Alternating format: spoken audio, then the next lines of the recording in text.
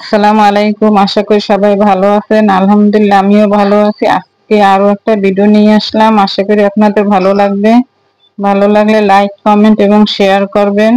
আজকে নিয়ে আসলাম ঝুরি ভাজা।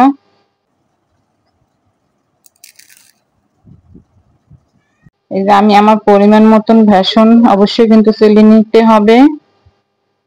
তারপরে চেলে নেওয়ার পরে এখানে একটু স্বাদ মতন লবণ দিয়ে দিলাম। তো ভালোভাবে লবণটা মিক্স করে নিতে হবে।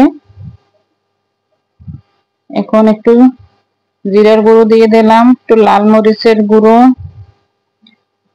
একটু হলুদের গুঁড়ো একটু দিয়ে মিক্স করে একটু পানি দিয়ে ভালোভাবে মিক্স করতে হবে।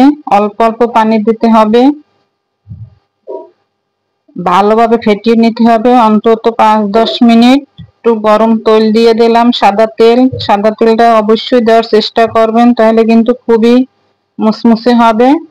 এই ঝুরি ভাজাটা ভালোভাবে ফেটে নিতে হবে, অনেকক্ষণ ফেটে নিতে হবে। এই যে ফেটে নেওয়ার পরে আমি এই যে একটা বোতলে ভরে নিয়েছি, একটু সিদ্ধ করে নিয়েছি। এখন একটা একটা করে দিয়ে দেব।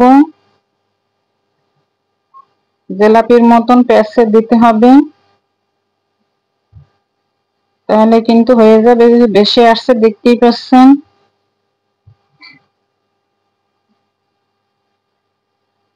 এটা কিন্তু বাচ্চারা কিন্তু খুবই পছন্দ করে। এই যে উল্টে পাল্টে কালার আসা পর্যন্ত অপেক্ষা করতে হবে। এই যে কালার চলে আসছে, এখন আমি উঠিয়ে নেব। আমি এই রকমের করে সব ঝুরি ভাজা ভেজে নিয়েছি, আর খুবই কিন্তু মুসমুসে হয়েছে।